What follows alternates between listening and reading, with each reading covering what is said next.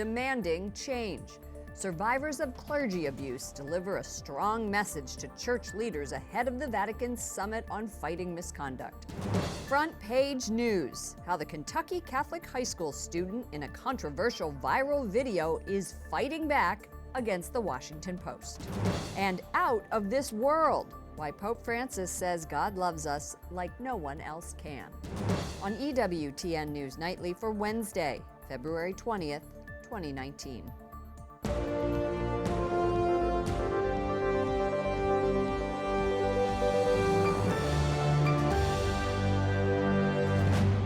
Good evening from Washington, D.C., and thank you to those of you joining us from around the world for news from a Catholic perspective. I'm Lauren Ashburn. It's the eve of the Sex Abuse Summit at the Vatican, and people from the United States and around the world are hoping for change in the Church. Bishops are meeting to talk about preventing both abuse and the cover-up of abuse. Some survivors are frustrated with the Holy Father, while others are happy they are being heard by the hierarchy. We will speak to three of them. But first, this morning, the Pope addressed pilgrims. Alan Holdren is our EWTN Rome Bureau Chief. Alan, what are you hearing this morning from the Pope ahead of this much-anticipated meeting? Well, Lauren, I think it's safe to say that the Pope is feeling a bit of pressure. In a meeting in the St. Peter's Basilica this morning with Italian pilgrims, he went off the cuff and he spoke about the great accuser, the devil, and how and linked the devil to these constant attacks on the Church. He said it's fine and it's great to when you see defects in the Church, to point them out and to work towards their correction. But he said if you do that without love, you're the devil's family. The Vatican has created a website on this summit. I took a look at it, and it includes several highly produced videos from archbishops who met with survivors. Why did the Vatican do this? That's right, Lauren. Well, the Vatican wanted to do this after the Pope invited bishops of the world to meet with victims ahead of their coming to this summit, to give video testimonies from them. In one of them, for example, Archbishop Eamon Martin of Ireland, he speaks about the Church's failures, and he also says that victims are right to, and it's no wonder that they have a hard time forgiving. And he said sorry to victims. Speaking to victims on the streets of Rome this morning who have gathered ahead of these meetings, we heard that they really wanted to be involved in the meetings firsthand, and they say those testimonies aren't quite enough. So what do you expect is going to come out of this? We've heard many survivors who say, it's nothing is going to come out of it, and that, it's just going to be more work, that this is sort of just an initial gathering. Yeah, well, Lauren, at the beginning of this week, on Monday, we heard from experts. Father Hans Zollner is one of them. He's worked on the forefront of the Vatican and the Church's protection of minors efforts.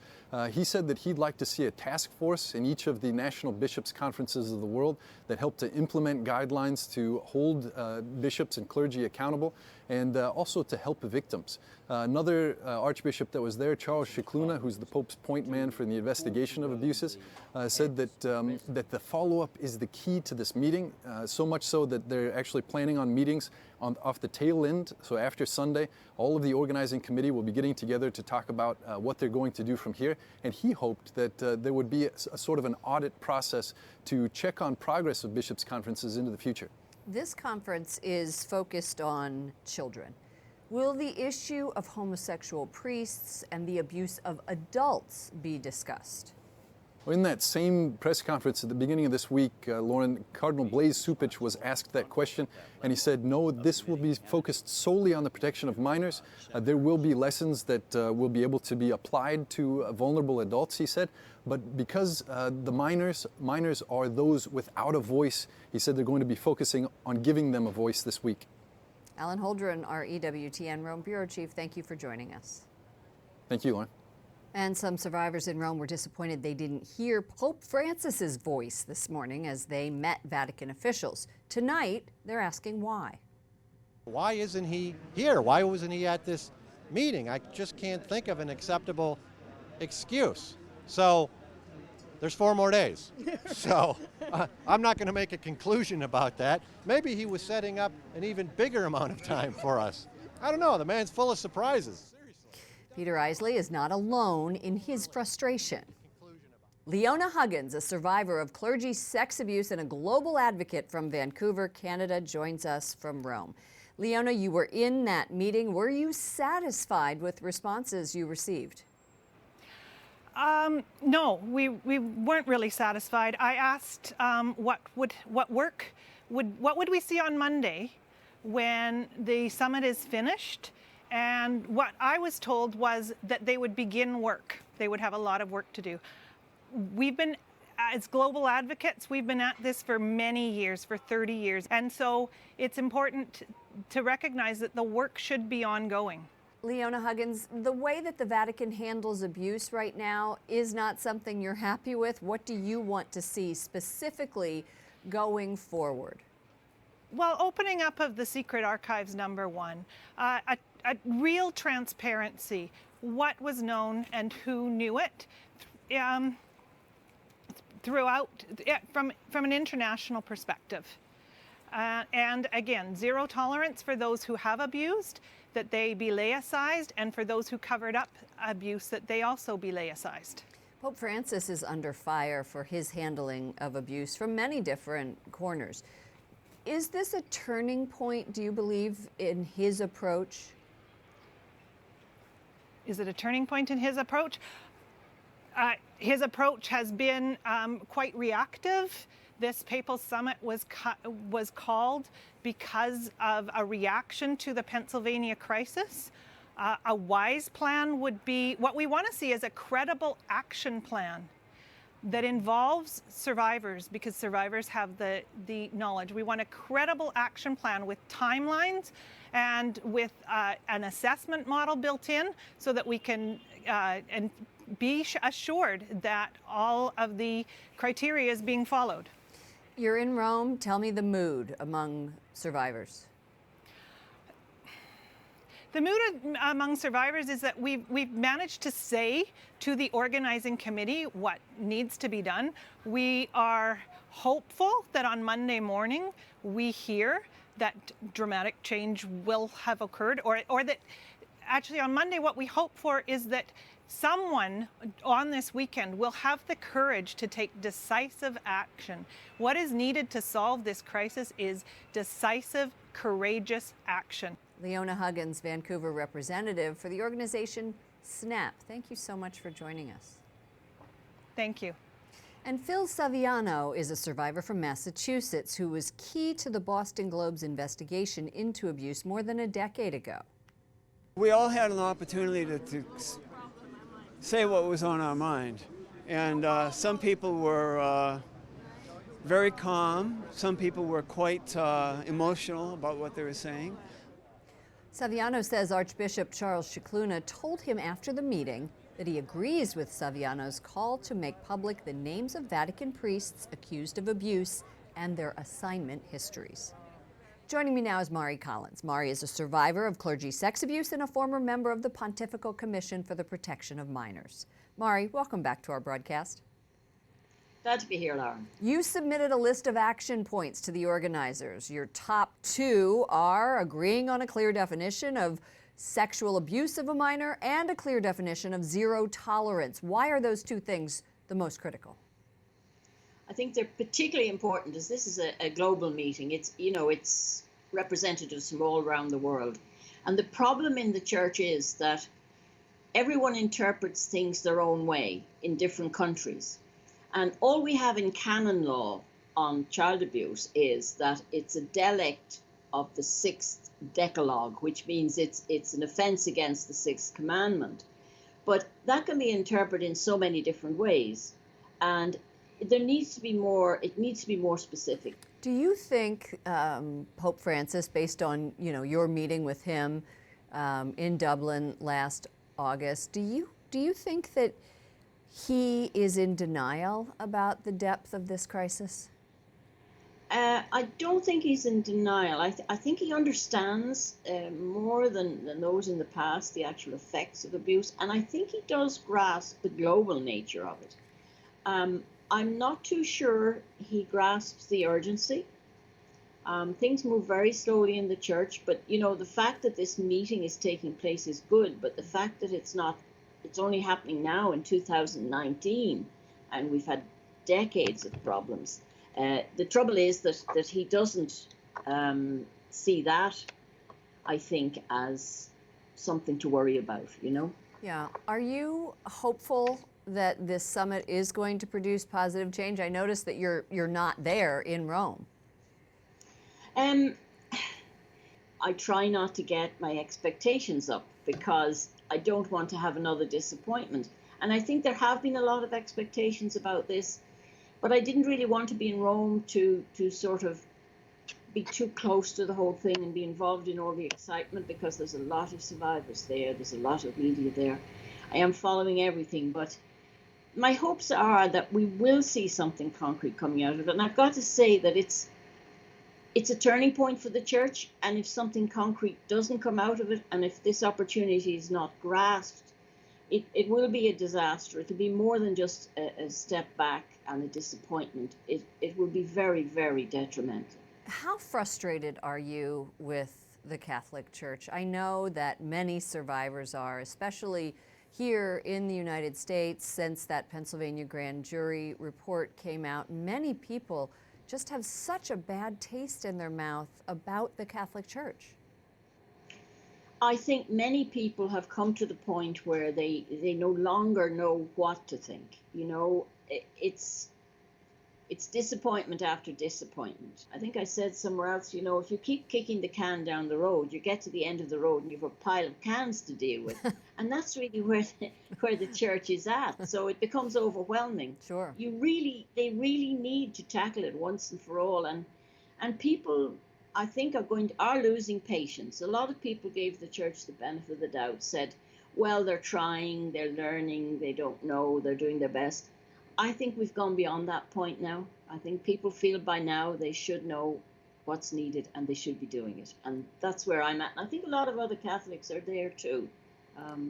Thank you so much. It's got to come to a conclusion eventually, and a good one, and they need to get a grip and do it now. It can't be any longer delayed. Mari Collins, thank you so much for joining us. Survivor of clergy sex abuse, a former member of the Pontifical Commission for the Protection of Minors. Later in the broadcast, I'll talk to Professor Robert George of Princeton about the importance of the Vatican summit. The Catholic diocese in Colorado agreed to let a former federal prosecutor review their sexual abuse files. The church in that state also says it will pay an unlimited amount in reparations to survivors.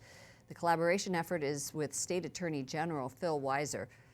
Archbishop Samuel Aquila says government officials and church leaders have the same mission, to seek justice and healing for victims of abuse. And the students from a Catholic high school in Kentucky involved in a controversial viral video is taking legal action against the Washington Post. Lawyers for Nick Sandmann filed a $250 million suit against the paper, saying it wrongfully targeted and bullied Nicholas because he was the white Catholic student wearing a red Make America Great Again souvenir cap. A spokeswoman for the Post says it plans to mount a vigorous defense. Sandmann has at least one high-profile supporter, President Trump, on social media, quotes the lawsuit saying the Washington Post ignored basic journalistic standards because it wanted to advance its well-known and easily documented biased agenda against President Donald Trump. Covington student suing WAPO, go get them, Nick, fake news. And President Trump met today with one of the youngest political leaders in Europe. Sebastian Kurz is the Chancellor of Austria. He's 32 years old, the youngest leader in the Catholic country's history. The two talked about a possible trade deal and whether the U.S. will impose tariffs on European cars. Kurz is Catholic and has visited the Vatican twice, most recently last year. Former acting FBI Director Andrew McCabe thinks it's possible President Donald Trump is an asset for Russia. The president denies that in a report suggesting he obstructed an investigation into his longtime personal attorney. White House correspondent Mark Irons reports from snowy Washington. Good evening, Mark. Good evening, Lauren. As he's been promoting a new book, former FBI Deputy Director Andrew McCabe says there was good reason to open the Russia probe into the Trump campaign's possible ties to Russia. The president blasting McCabe in the Oval Office today. Well, I think Andrew McCabe has made a fool out of himself over the last couple of days, and he really looks to me like sort of a poor man's J. Edgar Hoover. I think he's a disaster. The president also denies New York Times reporting that he asked acting Attorney General Matt Whitaker to place a prosecutor friendly to the president in charge of the investigation into Michael Cohen. He's the president's lawyer who was sentenced to 3 years in prison for various crimes, including overseeing illegal hush money payments to women claiming affairs with Donald Trump before he ran for president. And back to McCabe, the White House says he can't be trusted after being fired for lying about a media leak of an internal FBI investigation. And to add another investigation to all of this, New York prosecutors are also looking into the president's inaugural fund. Lauren. White House correspondent Mark Irons. Thank you, Mark. ISIS may be on the verge of defeat in Syria. Hundreds of men, women, and children are fleeing from the last village the group controls in that country. The civilians are getting help from U.S.-backed forces who have the terrorists surrounded. Correspondent Wyatt Goolsbee has more from the State Department. Good evening, Wyatt. Good evening, Lauren. Officials here hope the families leaving the area will signal an end to a standoff that's lasted more than a week. ISIS now holds only a small village on the banks of the Euphrates River. It's the extremist group's last piece of territory left. Only a few years ago, ISIS controlled a vast stretch of land across Syria and Iraq. The Trump administration is thinking about the next step, how captured ISIS fighters will be punished. President Trump is urging European countries to take back their citizens who fled to join ISIS so they can be tried in their native land. State Department officials agree. Repatriating these foreign terrorist fighters to their countries of origin, ensuring that they are prosecuted and detained, that's the best solution to preventing them from returning to the battlefield. State Department Deputy Spokesperson Robert Palladino says they are thinking carefully about how to treat American women who fled to become ISIS brides and now want back into the U.S. He says there are security concerns, but the goal is to bring them back.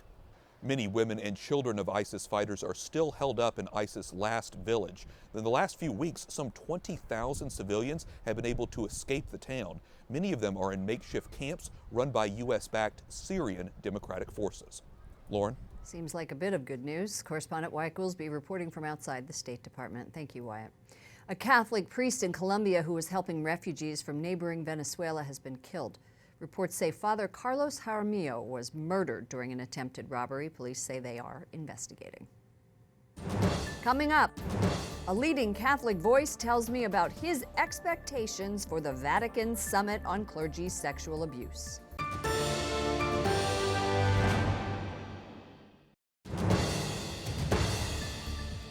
As you heard earlier in the broadcast, the Vatican Summit on Combating Clergy Sex Abuse begins tomorrow, and I'd like to bring in Robby George.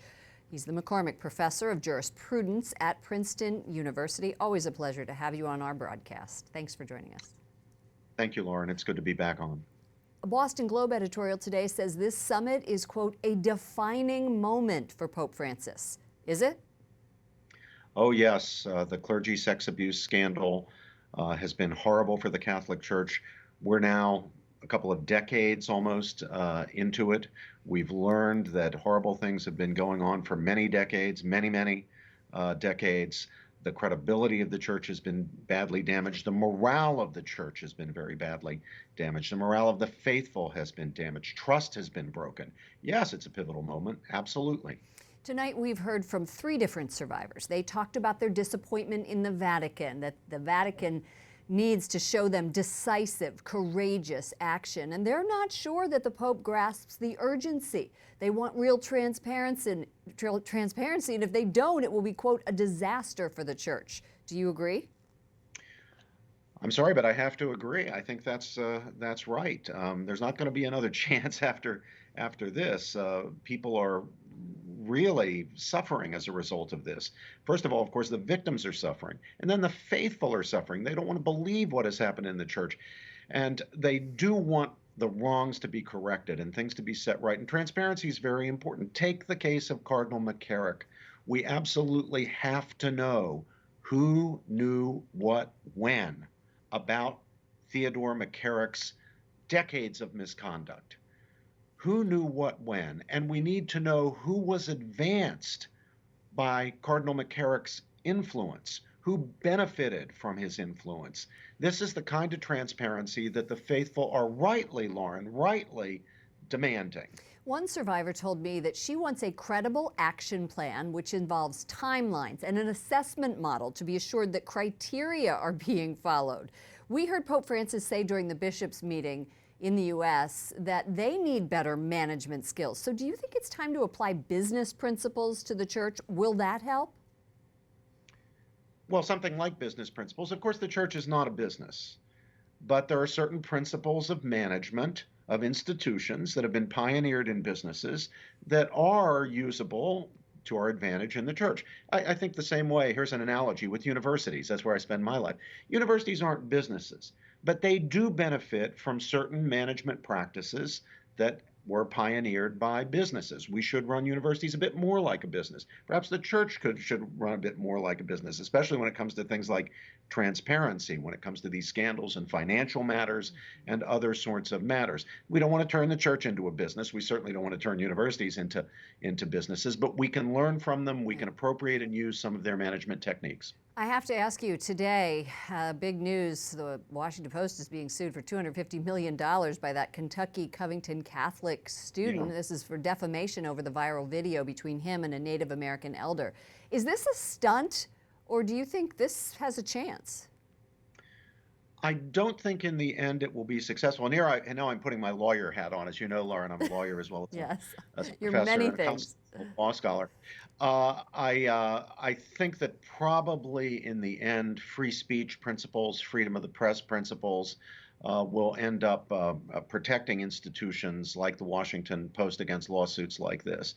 At the same time, especially where no apologies are issued, where no effort has been made to restore the reputations or to undo the damage that was done by false accusations, which were unretracted and unapologized for, there is a chance that the courts might say, well, you know what, we need some changes in our defamation law and our slander and libel law. Perhaps it's a bit too protective of defendants.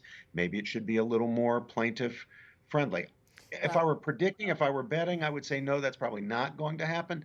But it's a possibility. And if I were counsel for the Washington Post, it's a possibility I'd take very seriously. Yeah, well, Lynn Wood, too, the attorney on the other side, has won some big cases for celebrities. Oh, yes. So we'll see. Robert George, McCabe Professor of Jurisprudence at Princeton University, thank you for joining us. My pleasure, Lauren. Thank you. Up next, a pair of prominent Catholic schools rescinds honorary degrees it gave to a former cardinal. And Pope Francis tells the faithful not to pray like parrots.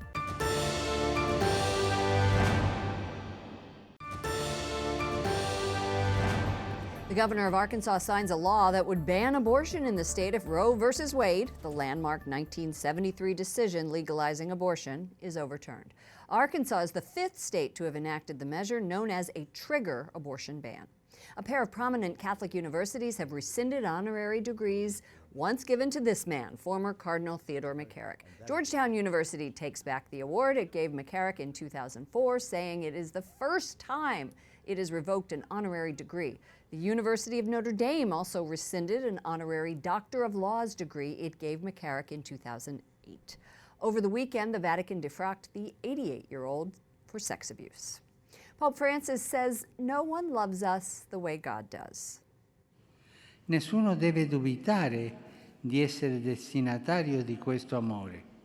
At his weekly talk with pilgrims at the Vatican, the Holy Father tells the faithful how to pray, saying to do so with an open heart, entering fully into the mystery of the perfect God as our Father is important. Otherwise, we simply are repeating words as if we were parrots. Before we go, be sure to stay with EWTN for coverage of this very important abuse summit at the Vatican. The network is going to show the meetings live on air and on our Facebook pages. Program schedules can be found at EWTN.com. And we will also have detailed reports right here on News Nightly. For all of us here at EWTN News Nightly, to all of you around the world, thank you for watching. I'm Lauren Ashburn. Let's keep in touch online. Follow me at Lauren Ashburn on Twitter and at Lauren Ashburn EWTN on Facebook. Good night, and God bless you.